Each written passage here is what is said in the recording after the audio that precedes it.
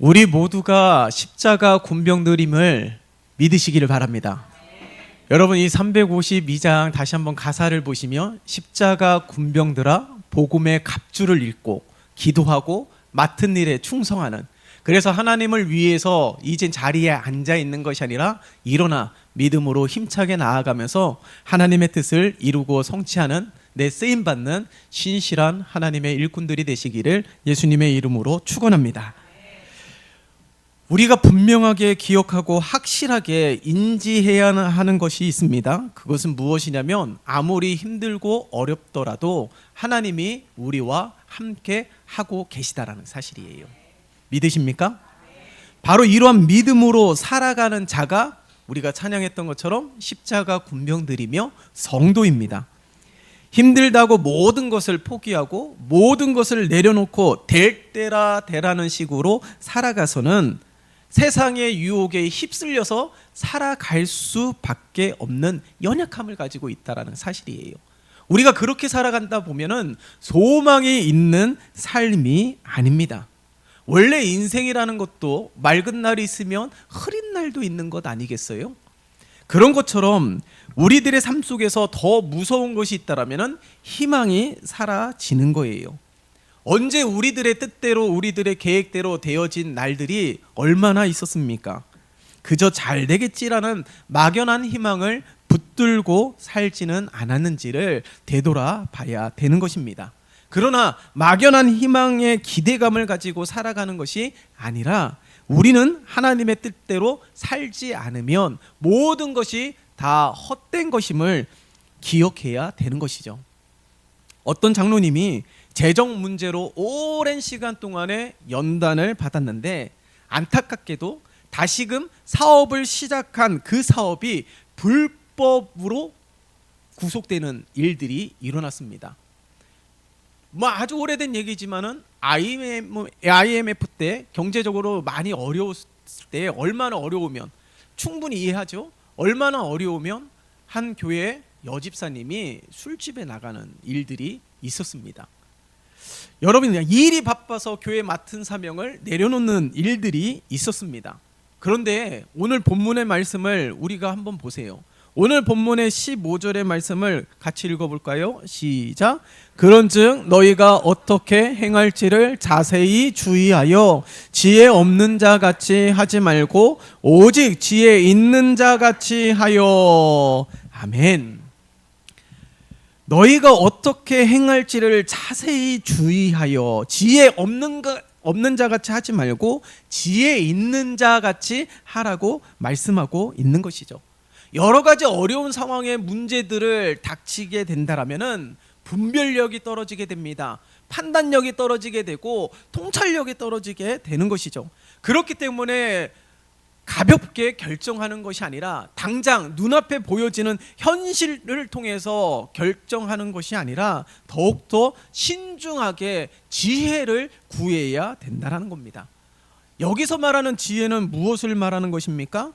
아무리 어려운 상황 가운데 무엇을 선택하며 어떻게 해야 되는지를 결정하는 중요한 기준이 있는데 그것이 바로 하나님의 뜻이라는 거예요.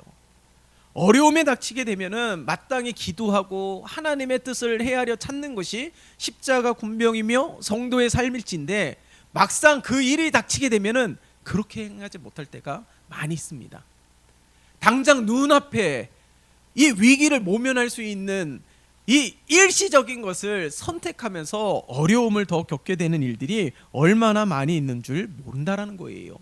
그러나 우리가 앞서서 고백했던 것처럼 우리가 어떠한 일들이 있다 할지라도 어떤 어려움이 있다 할지라도 분명하게 기억하고 인지해야 되는 것이 무엇이라고요? 하나님이 함께 하신다라는 거. 그리고 그 어려운 상황 속에서도 하나님의 뜻은 있다라는 거. 그것을 우리가 기억해야 되는 것입니다. 그래서 힘들고 어려울 때에 이 어려움을 빨리 물리쳐 주세요 라고 기도하는 것도 너무 중요하지만 우리가 하나의 기도의 제목을 더 추가해서 이 어려움 가운데서도 하나님의 뜻이 있을진데 그 하나님의 뜻을 분별하고 그 하나님의 뜻을 발견하고 그 하나님의 뜻에 집중할 수 있는 힘과 능력과 지혜를 달라고 하나님 앞에 간구해야 되는 것입니다. 그러나 이 고난의 순간만 하나님의 뜻을 깨닫는 것이 아니라 오히려 잘 되는 순간에도 일상적인 삶 속에서도 날마다 깨닫는 것이 얼마나 중요한지를 기억해야 되는 것이죠. 성경을 보세요. 성경에 보면 어리석은 부자의 이야기가 있습니다. 밭에 소출이 많아지자 부자는 창고를 더 크게 지어서 그곳에 곡식을 더 많이 쌓아두고 이제는 걱정 없이 즐기면서 살아가고자 하는 그런 계획들이 가득해요. 여러분, 밭에 소출을 많게 하시는 분이 누구시죠? 하나님 아니겠습니까? 수많은 어려움 가운데서도 하나님께서는 밭에 소출의 곡식을 거두게 하시는 하나님의 은혜가 넘쳐나게 하여 주셨다는 겁니다. 그러나 이 부자의 문제가 무엇이에요? 하나님의 뜻에 집중하기보다는 자기가 여러 해 쓸 것을 모아두고 이제는 즐겁게 인생의 남은 시간들을 즐기고자 하는 것. 물론 열심히 살았기 때문에 그게 그렇게 나쁘다는 생각은 아닐 것입니다. 그러나 그것만 생각하고 하나님의 뜻을 생각하지 않았다는 거예요. 자신의 남은 수고에 보상을 받든 남은 생은 그렇게 즐기면서 살아가야지 나쁜 생각은 아니에요. 하지만 그것을 허락하신 하나님의 은혜를 기억하고 감사하고 또한 그렇게 많은 것을 허락해 주신 하나님의 분명한 목적과 뜻에 헤아려 찾는 수고도 있어야 하는 것입니다.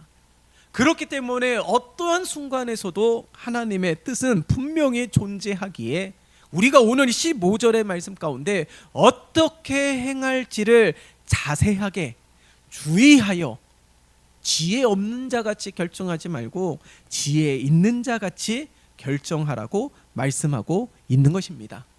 그 다음에 16절의 말씀을 보세요. 어떻게 말씀하고 있습니까? 세월을 아끼라 때가 악하니라 라고 말씀하고 있습니다. 하나님의 뜻을 이해하라는 것은 세월을 아끼라는 거예요. 그 이유가 뭐라고요? 때가 악하기 때문에.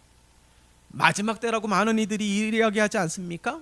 그러나 오늘 이 본문 속에서 말하고 있는 때가 악하니라 라고 말씀하고 있는 이 말씀은 지금이 마지막 때이기 때문에 라는 것이 아닙니다. 물론 그런 의미도 있어요. 그러나 더 중요한 것은 무엇이냐면 악한 때가 무엇을 의미하느냐? 하나님의 뜻이 혼란스러워지고 하나님의 뜻이 관심 없어지는 때, 그때가 바로 악한 때라는 거예요. 어려움은 끊이지 않습니다. 언제건 다시금 만나게 될 것이에요.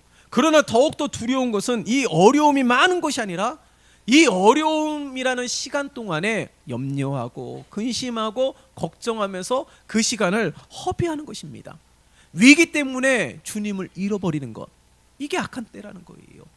수많은 문제 때문에 사명을 생각하지 않는 것, 이것이 바로 악한 때라는 것입니다.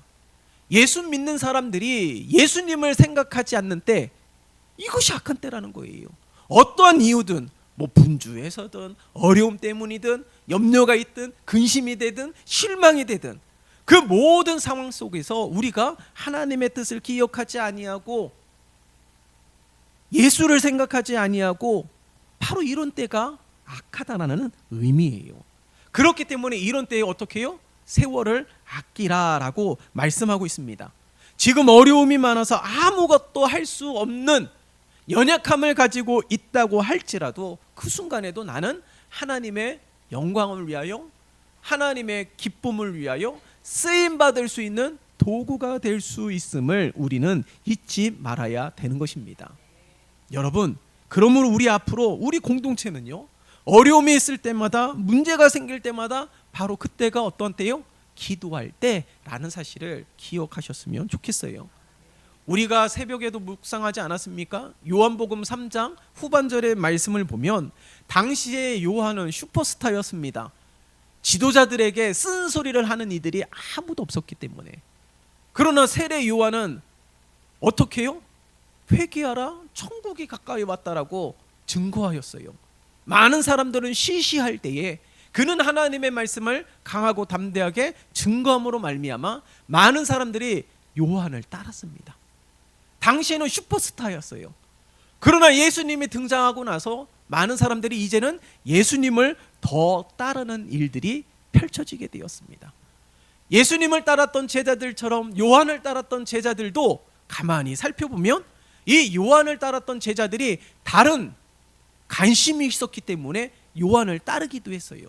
요한이 인기 많아지자 나도 더 많은 부와 명예를 누릴 수 있는 기회가 있을 것이다 라면서 세상의 욕심을 가지고 요한을 따랐던 사람들도 분명히 있을 것입니다. 그런데 예수님이 등장하고 나서 많은 사람들이 예수님을 따르자 위기를 느끼게 된 거예요. 염려하게 된 것입니다. 그래서 변론이 일어나지 않습니까? 요한의 제자들이 예수님을 비난하고 요한의 제자들이 지금 위기라고 말하면서 오히려 부정적인 마음들이 가득하게 되는 일들이 요한복음 3장 후반절에서 말씀하고 있다라는 사실이에요. 여러분, 그 말씀을 보면서 거룩한 일을 함에 있어서도 세상의 가치와 방법에 집중하여서 오히려 분쟁과 다툼과 시기와 질투와 미움이 생길 수도 있다라는 사실을 잊으면 안 되는 것이죠.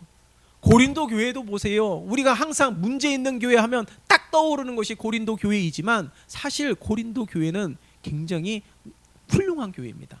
성령이 충만한 교회이고 다양한 은사를 가진 하나님의 일꾼들이 많은 교회예요. 그래서 많은 영적 부흥이 일어나기도 하였습니다. 그런데 하나님께서 주신 이 귀한 은혜들을 어떻게 해요? 팔을 나누어서 갈등하게 되고 분쟁하게 되고 다투게 되다 보니까 어떤 일들이 벌어졌습니까? 거짓 교사들의 증거에 미혹이 되어서 오히려 교회가 교회다워지지 않는 일들이 펼쳐지게 되었다는 것입니다. 이처럼 교회도 세상과 별반 다르지 않게 되었다는 거예요. 왜 오늘날 우리 교회를 보면 이 땅의 많은 교회들을 보면 세상의 지탄을 받습니다. 그럼 물론 세상 사람들이 교회가 더 이름도 없이 빛도 없이 행하는 일들을 다 알 수는 없지요. 그러나 교회가 교회다워지지 않는 것은 우리들도 인지하고 있는 것 아니겠어요?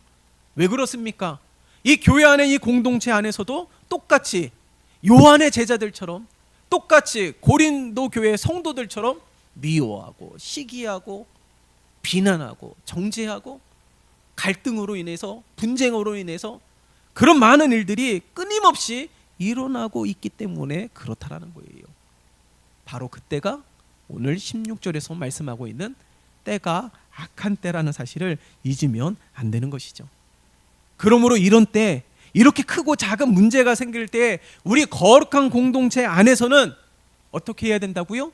그런 문제가 있을 때 내 마음이 서운한 감정이 들 때에 섭섭한 감정이 들 때에 미움이 시기와 질투와 비난과 정죄가 일어나게 될 때에 어떻게 해야 된다고요? 바로 그때 내가 기도해야 될 때 바로 그때 우리가 하나님의 뜻을 찾아 집중해야 될 때 바로 그때 우리를 향한 하나님의 뜻이 무엇인지를 찾아야 할 때라는 사실을 기억해야 되는 거예요.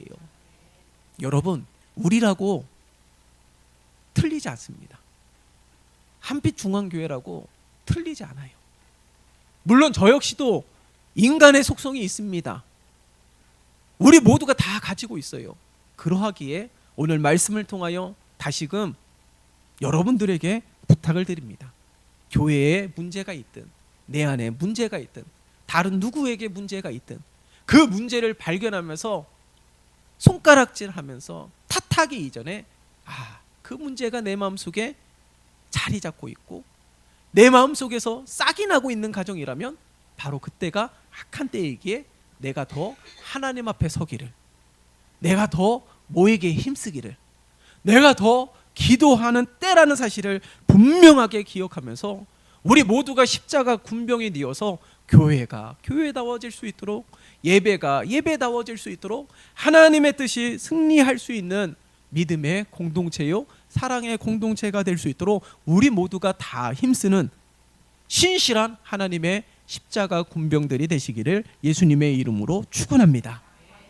우리 모두가 다 그런 마음을 품으면 좋겠지만은 혹여라도 깨어있는 소수만이라도 그런 마음을 품고 기도하게 될 때에 하나님은 우리 교회를 더욱더 단단하게 붙잡으실 줄 믿습니다. 흔들림은 있을 수 있어요. 그러나 그 흔들림 때문에 하나님을 잃어버리는 것이 아니라 흔들림은 있을 수 있지만 그 흔들림 속에서 하나님의 뜻을 발견하면서 묵묵히 자기의 자리를 지키고 묵묵히 끝까지 충성됨으로 하나님 앞에 서는 우리 모두가 되어야 되는 것이죠. 그것이 바로 오늘 15절에서 말씀하고 있는 말씀과 16절에서 말씀하고 있는 말씀이라는 사실을 우리가 기억해야 될 것입니다. 다시 한번 부탁을 드립니다. 문제가 생기면 어떤 때라고요? 기도해야 될 때. 문제가 생기면 어떤 때라고요? 내가 하나님의 뜻을 찾아야 할 때. 그러하기 때문에 우리는 어떻게 해야 된다고요? 더욱 모이기를 힘쓰고 예배에 집중하고 기도하면서 날마다 승리하는 우리 모두가 되어야 됩니다. 우리가 잘 알고 있는 마이크로소프트의 창업자 빌 게이츠는요, 1년에 2주간 생각하는 시간, 생각하는 주간을 꼭 빠짐없이 보낸다라는 것에 그건 굉장히 유명한 이야기 아니겠습니까? 조용한 곳에서 외부와의 접촉을 차단하면서 미래를 전망하고 지혜를 모으면서 많은 아이디어를 정리하는 시간을 2주 동안 가졌다라는 거예요. 이것을 우리는 어떻게 이야기하냐면 거리두기라고 말을 합니다. 여러분, 우리에게도 이런 시간이 필요하다라는 것이죠. 외부와의 접촉을 차단하며 살아갈 수는 없어요. 우리가 하고 있는 일들이 많이 있기 때문에 외부와 접촉을 차단하면서 살아가는 시간들은 그리 많지 않을 것입니다. 그러나 우리는 수많은 문제들 속에서 혼란 속에 있을 때에 잠시 모든 것을 내려놓고 거리두기를 통해서 하나님에게 집중하자라는 거예요.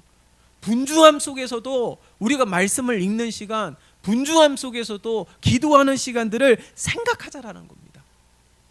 분주함 속에서 내가 세상에 휩쓸려서 살아가는 그 순간에도 나의 삶의 정체성에 대해서 나는 하나님의 뜻을 위하여, 하나님의 영광을 위하여 나를 부르시고 선택하신 하나님의 놀라우신 은혜를 잠시라도 생각하자라는 거예요. 그게 거리두기라는 거예요. 거리두기. 지난 한 주간 동안에도 우리는 분주하게 살지 않았습니까? 그 분주함 속에서 우리는 정말 성경 읽기에 한번 힘써보자고 했을 때 여러분 성경을 어떻게 읽어보셨나요?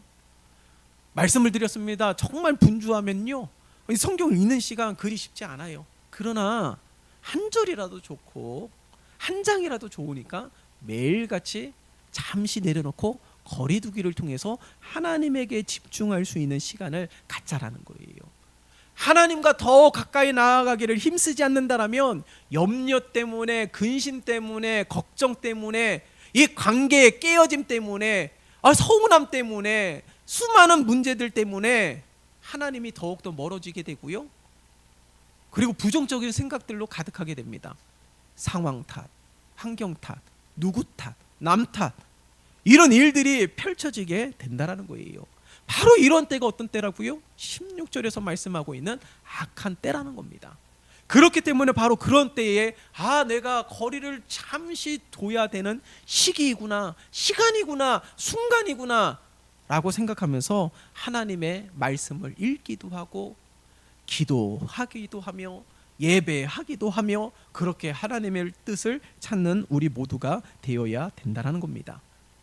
이처럼 우리가 거리두기를 하지 않는다 할지라도 그 순간에, 그 시간에 우리가 더욱더 하나님 앞에 나아가기를 힘써야 된다는 것이죠. 이것이 올 한 해 우리 모두의 삶이 되었으면 좋겠습니다.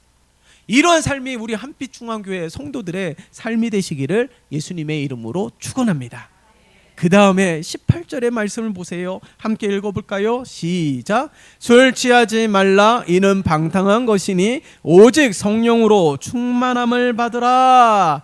아멘. 오직 성령으로 충만함을 받으라. 그러나 그 전의 말씀에 우리가 집중해야 됩니다. 그 전에 어떻게 말씀하고 있어요? 술 취하지 말라. 이는 방탕한 것이니. 이 말이 무슨 말일까요? 세상의 즐거움이 항상 악하고 죄라고 말하는 것은 아닙니다. 여러분 그렇게 말하는 것이 아니에요. 항상 세상은 악하기 때문에 라고 말하는 것이 아닙니다. 하나님이 온 천하 만물을 창조하셨어요. 하나님이 창조하시고 좋았더라 말씀하셨습니다. 그러니까 온 세상이 다 악하고 부정적인 것이라고 말하는 것이 절대로 아니에요. 그러나 그 가운데 죄를 범할 수 있는 것, 미혹해 하는 것, 유혹해 하는 것들이 많이 있다라는 것이죠. 그렇기 때문에 술 취하지 말라 이는 방탕한 것이니 오직 성령의 충만함을 받으라라고 말씀하고 있는 것입니다. 그러니까 이 세상 가운데 죄악 때문에, 이 세상의 즐거움 때문에 어떤 가능성이 많아진다라는 거예요?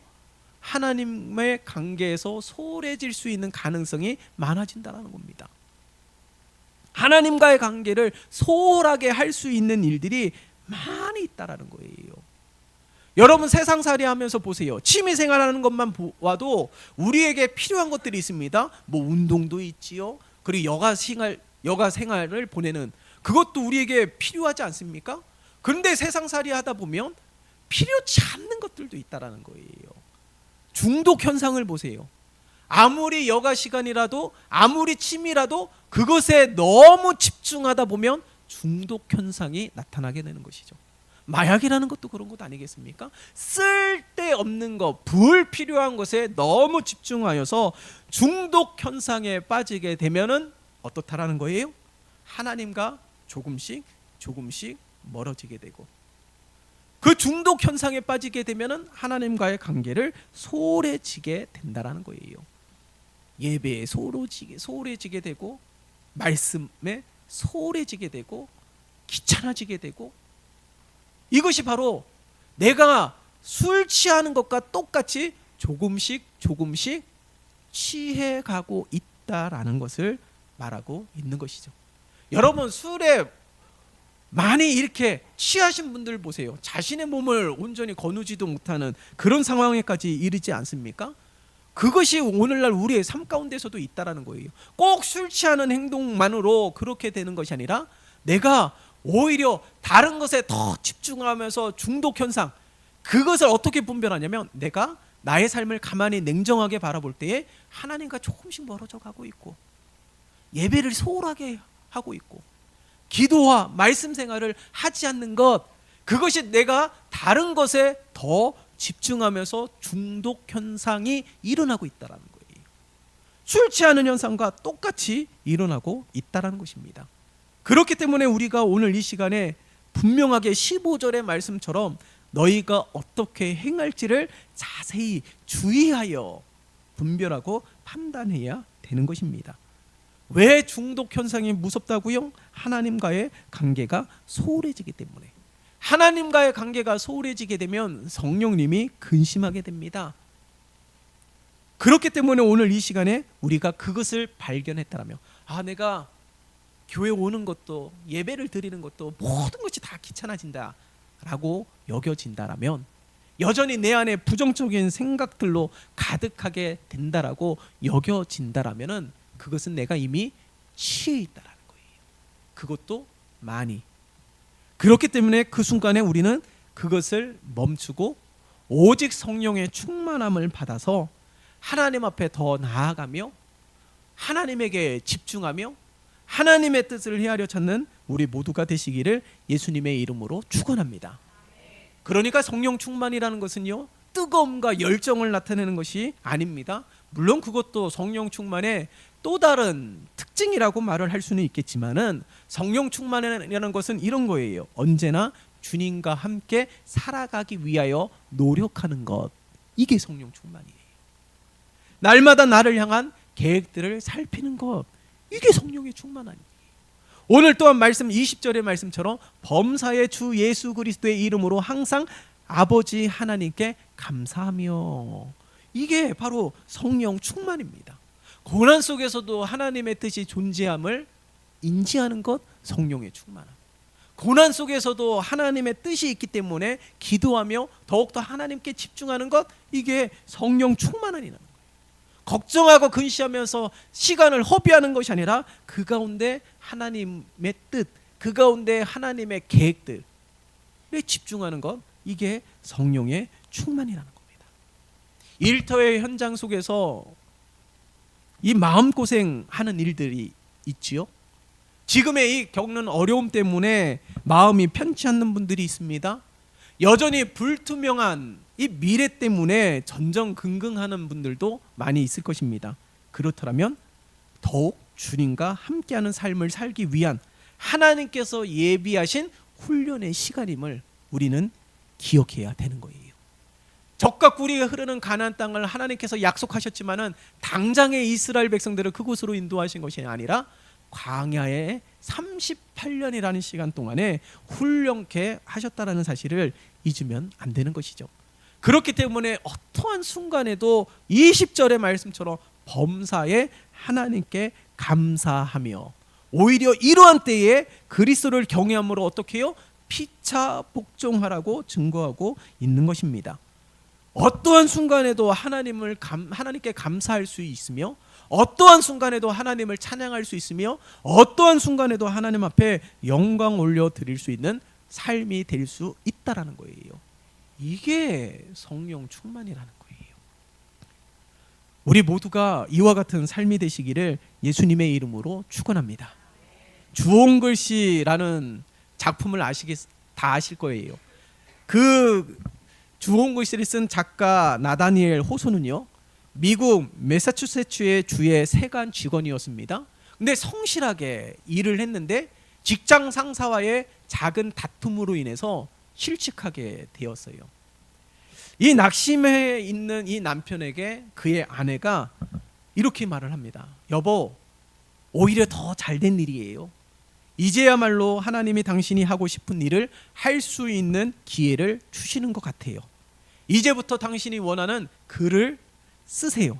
혹시 몰라서 그동안 조금씩 저축해 두었어요.